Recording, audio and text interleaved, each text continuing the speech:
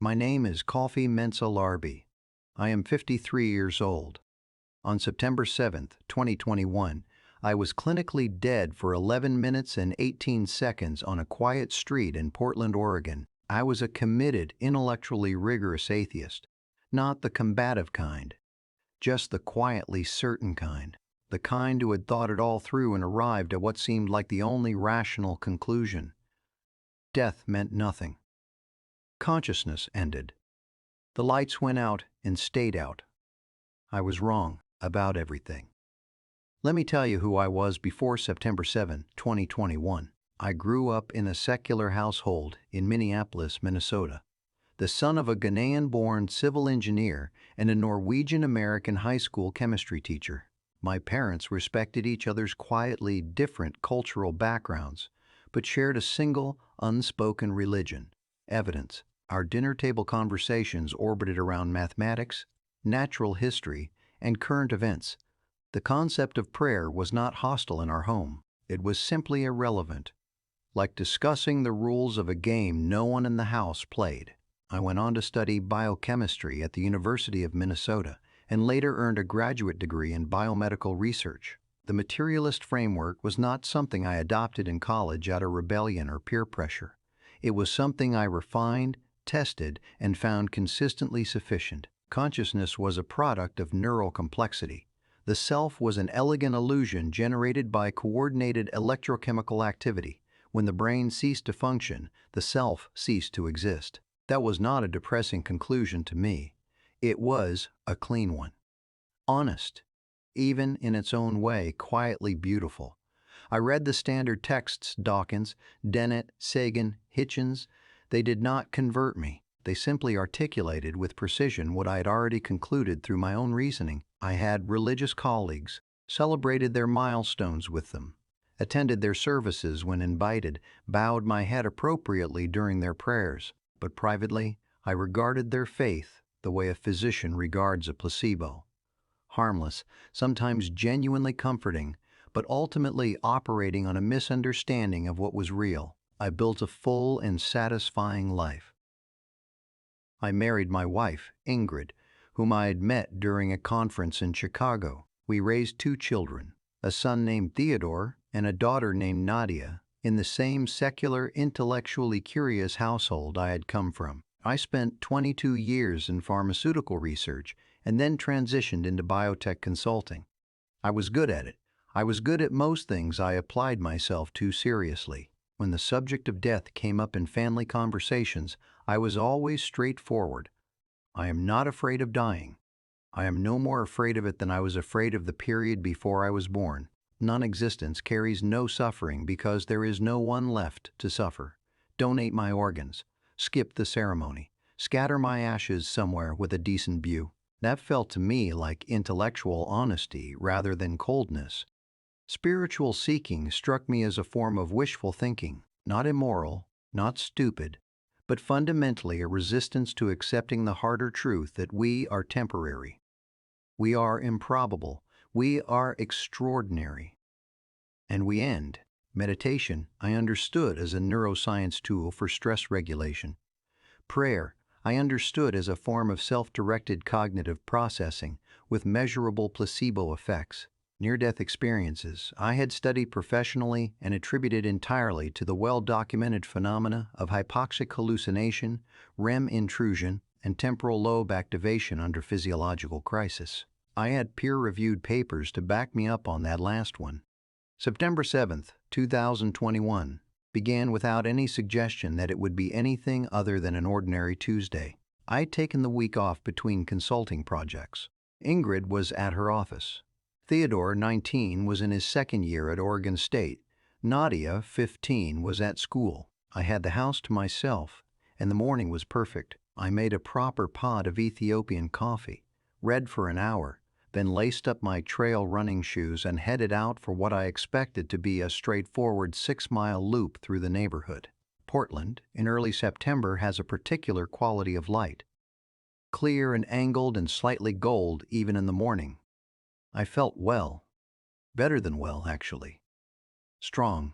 My cardio had been consistently good all summer, and I had no risk factors that concerned me. I was at a healthy weight, a non-smoker, moderate drinker at most. My last physical had been unremarkable. I was approximately 4 miles into the run when it happened. It did not feel like what I had always read about heart attacks. It did not feel cinematic or dramatic. It felt, first, like someone had placed a heavy book flat against the center of my chest. Not sharp, just present, insistent. I actually slowed my pace rather than stopping, telling myself it was either muscle tension from the way I had slept or a reflux reaction to the coffee. I am aware of how that sounds now.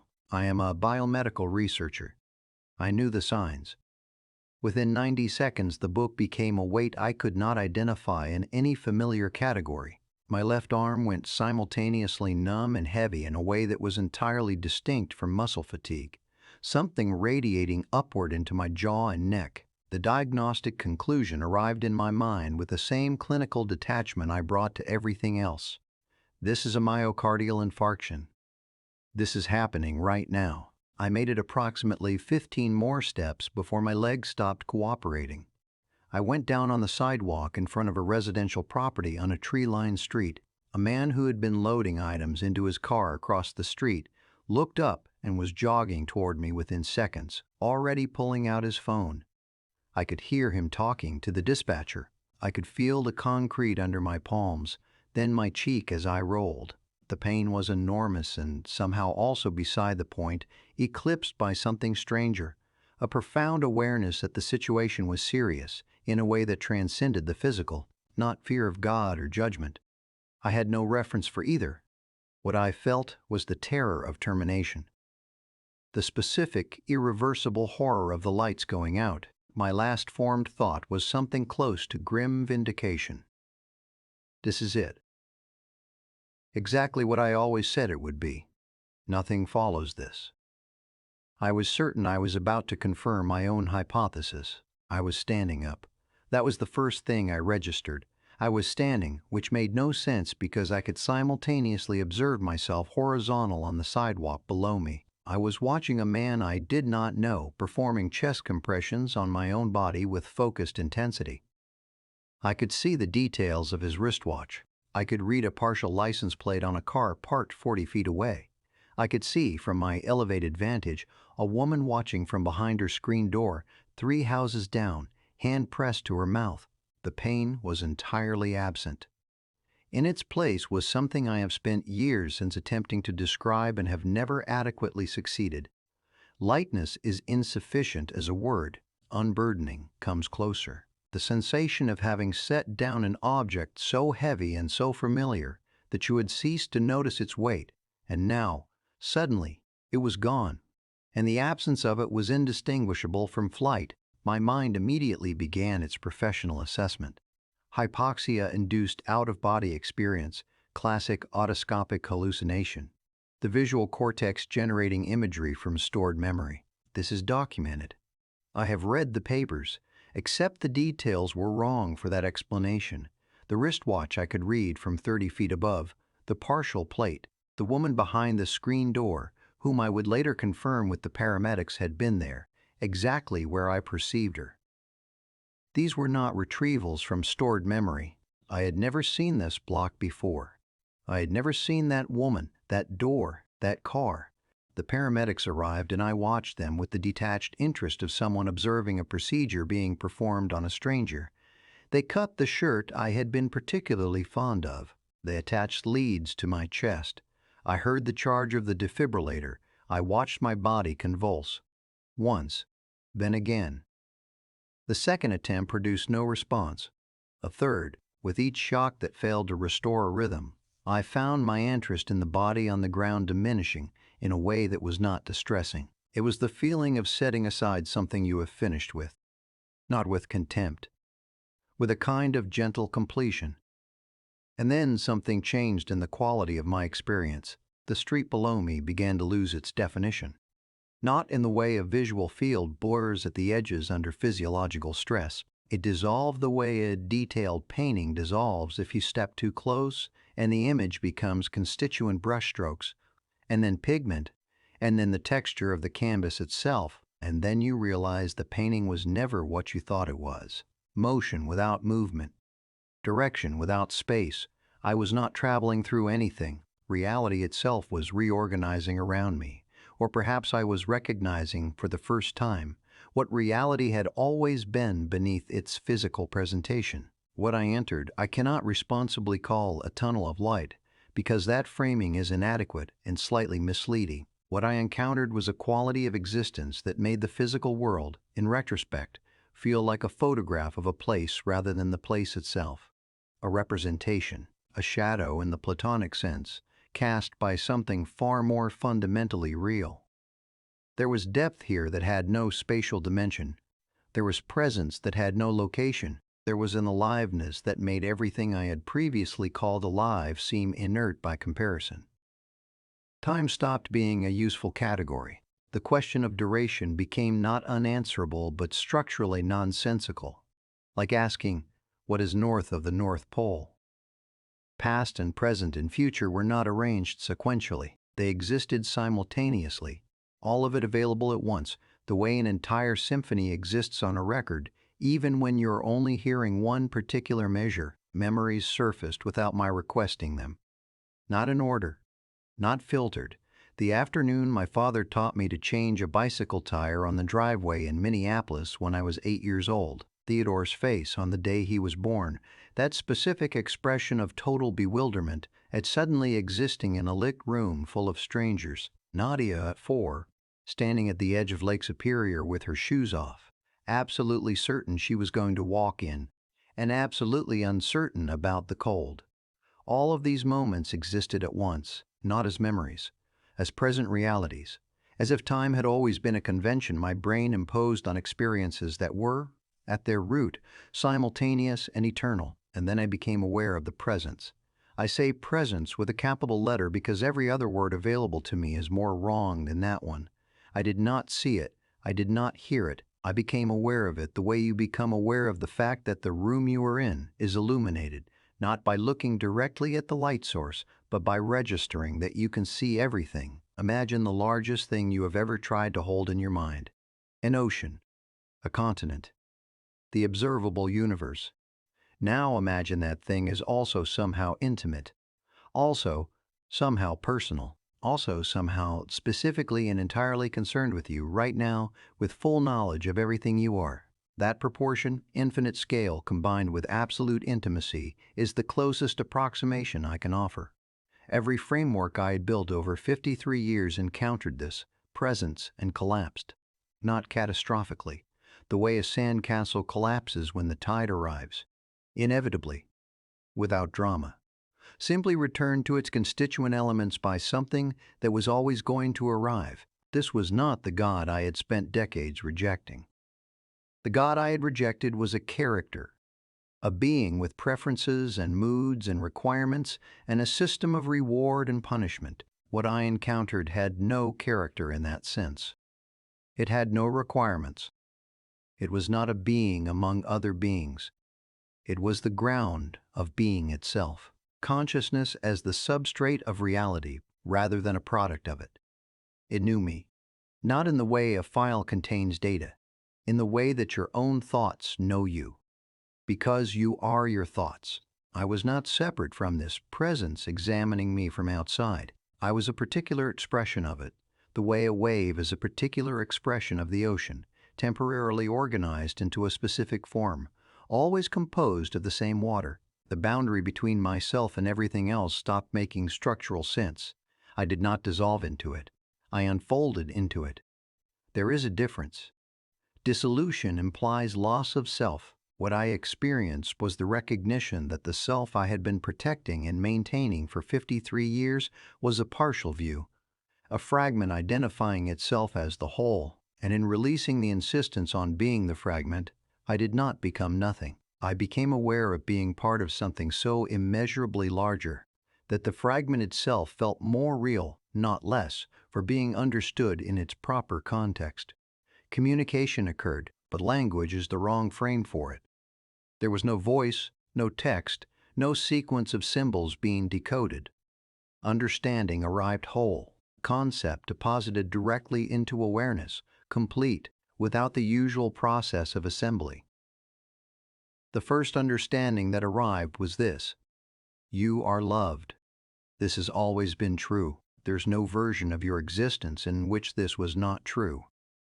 As a biochemist, I want to be precise here. This was not an emotion I was experiencing. This was not my dying brain generating consoling neurotransmitter activity. What I received was a statement of fundamental ontological fact, delivered with the same quality of certainty as a mathematical proof. Not you are loved as a reassurance. You are loved as a description of the actual structure of reality. My response formed without words. I did not believe you existed. I spent my entire adult life arguing that you did not exist. The response came with something I can only describe as warmth that contained amusement. Gentle, not mocking, I know. I was present for that too.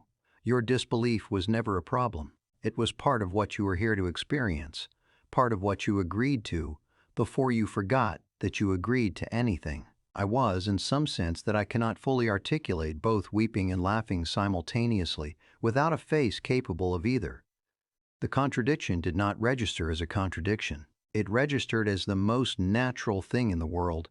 Let me ask you something directly before I continue, because this is the question that has reorganized my entire existence since that morning. What if the version of God you dismissed, or the version you were taught to fear, is genuinely not what God is? What if the reality is so far beyond that version that the word itself has become a container too small and too misshapen to hold what it is supposed to hold? I am not asking you to believe what I experienced.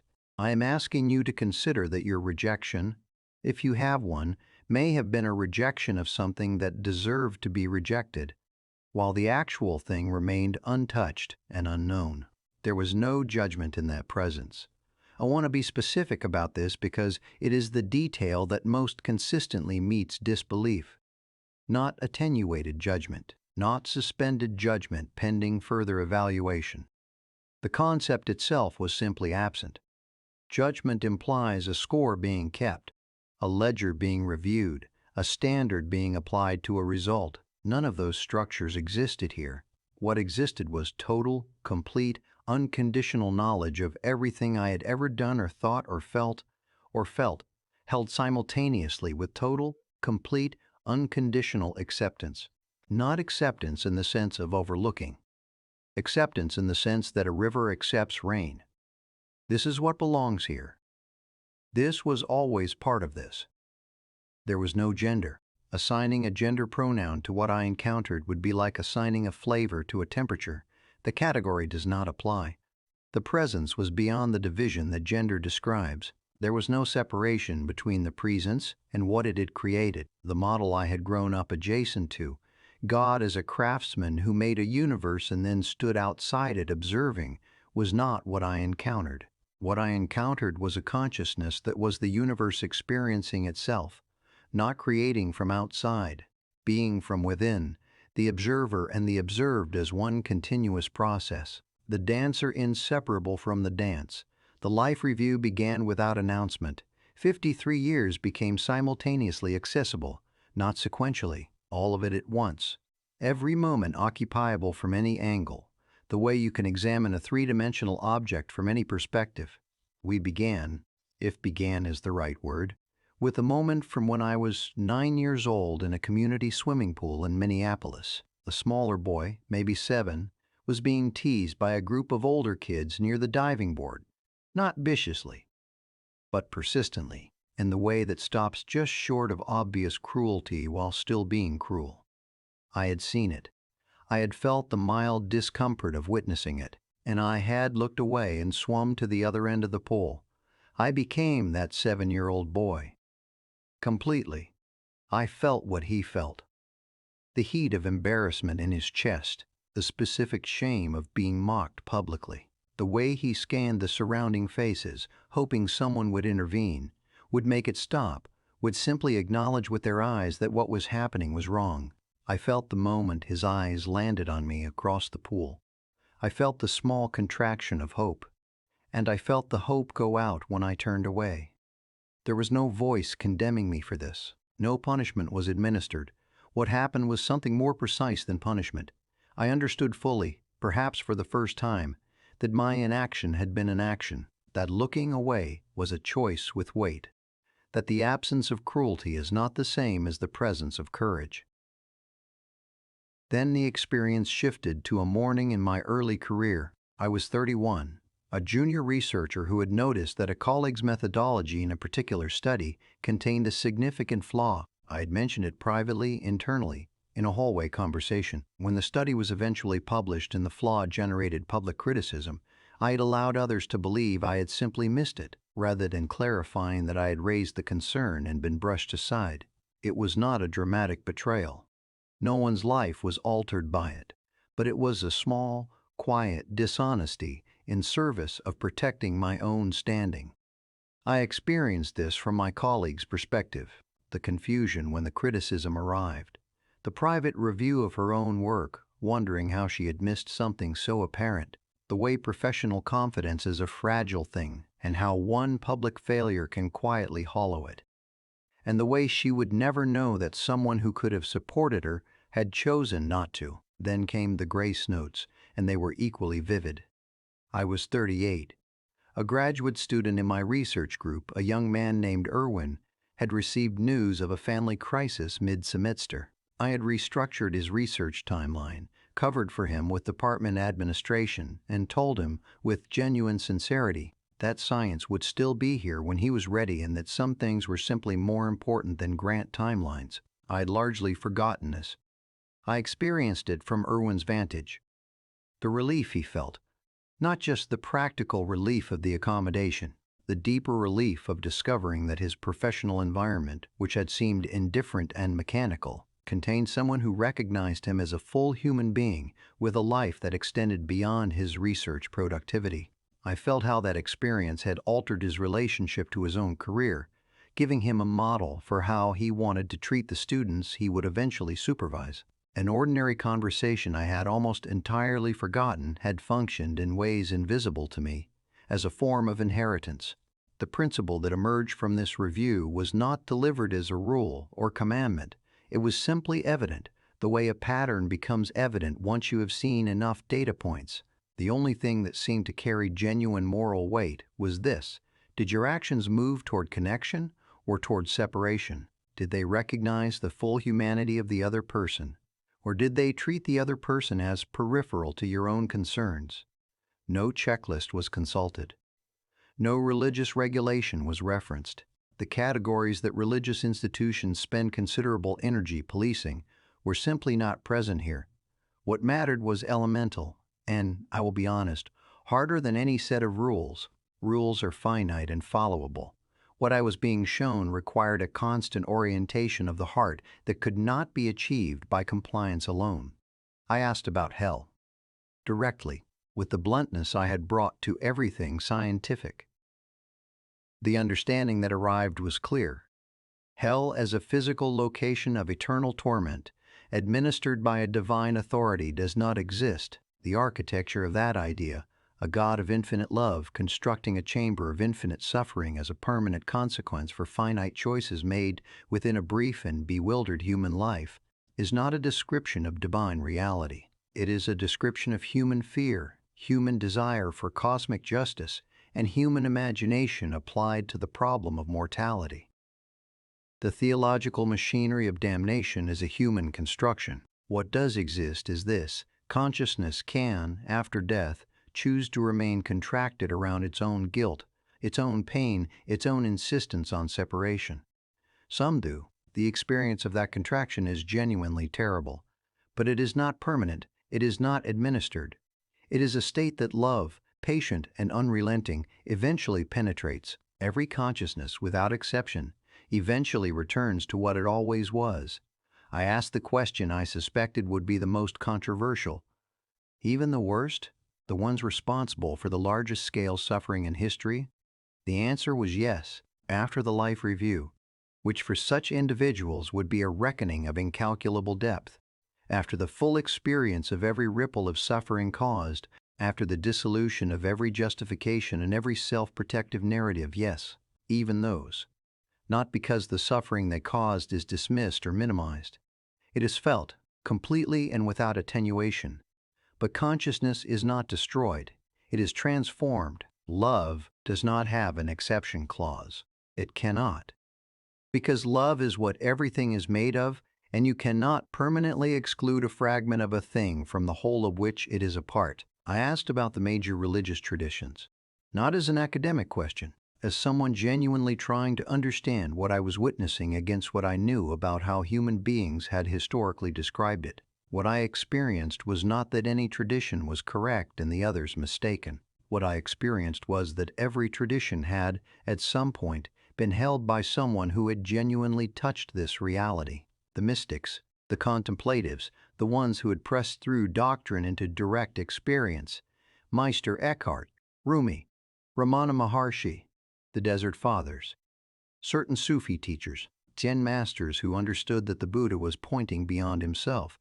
They had all tasted the same ocean, and then institutions had formed around their testimony, and institutions, by their nature, tend to fossilize the living into the systematic. Each tradition carried a genuine fragment of what was true. Each tradition had also accumulated layers of human projection, fear, and political organization that obscured the fragment rather than illuminating it. What Jesus had actually meant when he said the Father and I are one was precisely this, the non-separation I was experiencing.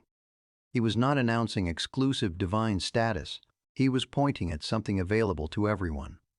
The tradition that formed around him had, in many of its expressions, made his illumination into a boundary rather than an invitation. Buddhism had come closest, in my assessment, to describing the architecture of what I was experiencing without mapping it onto a personal deity. Impermanence, interdependence, the illusion of the isolated self.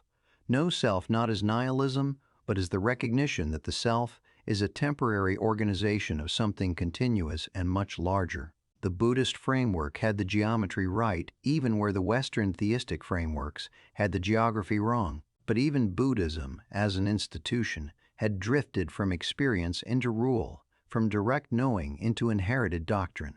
The Golden Rule appears in every tradition because it is not a moral preference. It is a description of physical reality. Treat others as you would treat yourself because they are yourself, not metaphorically, structurally. We are a single consciousness experiencing itself through billions of simultaneous temporary perspectives. When you cause suffering, you cause it to yourself. When you cause healing, you heal yourself. The ethical traditions of humanity have been circling this truth for 10,000 years without quite being able to say it plainly. I did not know how to adequately describe the moment of choice. The presence communicated that I could remain or return, not as a directive, as a genuine option held open without pressure. My immediate inclination was to remain, completely and without ambivalence. What possible argument exists for choosing limitation over this, for choosing pain and forgetting and the exhausting performance of individuality over this perfect, luminous, unconditional homecoming? Then I saw Ingrid's face, specifically the way she looks when she thinks no one is watching, and she is doing something she finds genuinely absorbing, a particular expression of quiet absorption that I have loved for 24 years and never found adequate words to describe. I saw Theodore, 19 years old, still becoming who he is going to be, still in the process of assembling the architecture of his interior life. I saw Nadia at 15, in that particular territory between childhood and adulthood where everything is simultaneously possible and uncertain. I felt what my absence would cost them. Not abstractly, in the full, dimensioned, particular detail with which I had experienced everything else in that space. The presence offered what I can only call context. You have something to carry back. Not a performance, not a mission in the institutional sense. There are people who are strangled by fear of death. There are people imprisoned by guilt and religious frameworks that have told them they are inadequate and perpetually in debt. There are people who have moved through the same intellectual territory you moved through and arrived at meaninglessness rather than freedom. Some of them will hear what you say precisely because you were where they are. Your certainty that nothing existed gives your testimony a credibility a lifelong believer cannot offer. I pushed back. Someone with more obvious credibility would be more effective. A person whose background makes this believable. The response, again, with that quality of gentle amusement. That is exactly the point. The skeptic, her return saying that love is the ground of reality and judgment is a fiction and death is a doorway that penetrates in ways that confirmation cannot. You were not chosen randomly. I said yes, reluctantly, in the way that someone agrees to a difficult thing they understand is necessary and right. This will not be simple, I said. No. The presence agreed, with honesty that I respected. Living between two worlds is genuinely difficult. But you will not be doing it alone. You never were, even on the days when you were most certain you were. The contraction was the worst part. The expansion of perspective I had experienced in that space had to reverse itself, compress back down into a single point of view, a single body, a single timeline. The sensation was of trying to put something back into a container it no longer fit, or more precisely, of the container's perspective reasserting itself over a consciousness that had temporarily known itself as something larger. I fought it, not consciously, but something in me resisted the narrowing with everything it had. The last communication I received before full return was this: "You will remember the essence. Not every detail, but the knowing will remain. The texture of it will stay with you." Then I was back, and the pain was total and immediate and enormous, and the ceiling tiles of the ambulance were the first thing I saw, and a paramedic's face was above me, professional and focused, and the sounds of equipment and radio static and the hydraulic quality of the vehicle's motion assaulted me all at once. "Sir, sir, can you hear me? You're with us. You had a cardiac event. We're en route to OHSU." My throat was occupied by a tube that had been placed during my absence. I could not speak. I moved my right hand, which someone registered immediately. "He's conscious. He's responding." I lay there in the noise and the fluorescence and the pain, and understood with complete clarity that everything I had structured my intellectual life around had been not so much wrong as radically incomplete, and that I had been sent back to say so, to the specific subset of people who might hear it from exactly this kind of source. 11 minutes and 18 seconds of clinical death. The cardiac team at Oregon Health and Science University later characterized it as a proximal LAD occlusion, the variety colloquially known as the Widowmaker for the straightforwardness of its mortality statistics. They used the word extraordinary in reference to my neurological outcome following an arrest of that duration. One attending told me, with the kind of careful understatement that physicians use when they encounter something outside their explanatory framework, that cases like mine were not common. I did not use the word lucky. The first month home was, in several respects, more disorienting than dying. Ingrid knew immediately that something fundamental had shifted. Not in a frightening way, but in the way that you know when someone you have shared a life with for over 2 decades is operating from a different set of internal coordinates. She gave me space and watched and waited, which is one of the things I have always loved most about her. One evening in October, I sat down and talked for nearly 4 hours without stopping. Every detail I could access. Everything I had experienced, seen, understood. She listened the way a scientist listens to anomalous data, without dismissal and without premature conclusion. When I finished, she was quiet for a long time. "I don't know what happened to you," she said finally. "I mean that honestly, not skeptically. I genuinely do not know the mechanism, but I know that you are not making this up. And I know that whatever it was real to you in a way that nothing else has ever been. So I'm going to take it seriously, even if I can't explain it." That was enough. That was more than enough. The identity question was immediate and uncomfortable. I could not call myself an atheist. That position had been overtaken by direct experience. I could not affiliate with any existing religious tradition without misrepresenting what I had actually encountered. I experimented briefly with several labels before recognizing that the impulse to label was itself part of the old framework I was trying to leave behind. My community of fellow skeptics received the change with predictable responses, ranging from sympathetic concern about post-traumatic psychological effects to outright dismissal. One colleague, whom I had known for 15 years, told me that I had become everything we had always argued against. I did not argue with him. He was exactly where I had been. The path from that position to where I now was could not be shortened by debate. It required, in my case, 11 minutes of being dead. The religious community, when I encountered it, was equally varied in its reception. Some welcomed the conversion narrative they believed they were seeing. When I clarified that what I had experienced did not include hell, did not include exclusive paths, and did not align with any particular doctrinal system, the welcome sometimes cooled. One pastor told me, kindly but firmly, that my experience had the characteristics of demonic deception. I recognized the circularity of that framework and did not take offense. The people who leaned forward were the ones in between, the ones who had always felt that something was real, but had never been able to make the available institutional options fit what they knew in the marrow of themselves. The lifelong doubters who had never stopped listening for something that answered. The people who had left organized religion without managing to leave the sense that something larger existed. The people who were afraid of death in a way that had quietly organized their entire interior life around managing that fear. Those conversations became the ones that mattered most, not in auditoriums or on stages. In kitchens, in parked cars after events, and messages from people in the middle of the night who had found a recording of me speaking somewhere and needed to ask a question they had been holding for years. My father's death, 2 years after my own experience, taught me something additional. He declined over 8 months from a diagnosis of pancreatic cancer, and the decline was not gentle. I was present as much as I could be.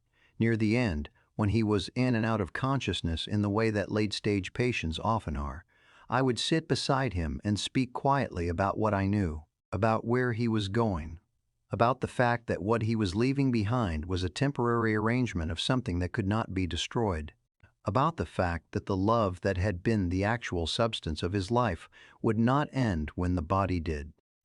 I do not know how much he heard, but on the morning of his death, there was a quality to his face in the final hours that I recognized. Not resignation, not fear, something closer to recognition, something that said, yes, this is familiar, I know this. When he took his last breath, I felt it, not metaphorically.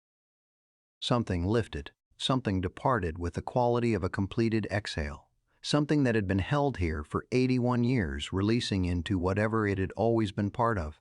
I did not grieve in the conventional sense. My brother and sister found this difficult to understand, interpreted it as dissociation or shock. I tried to explain.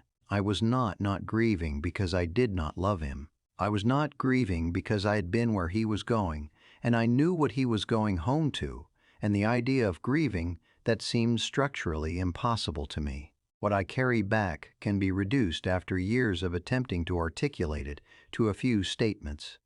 Consciousness is not produced by the brain. The brain is the instrument through which consciousness interfaces with physical experience. When the instrument is put down, the consciousness continues.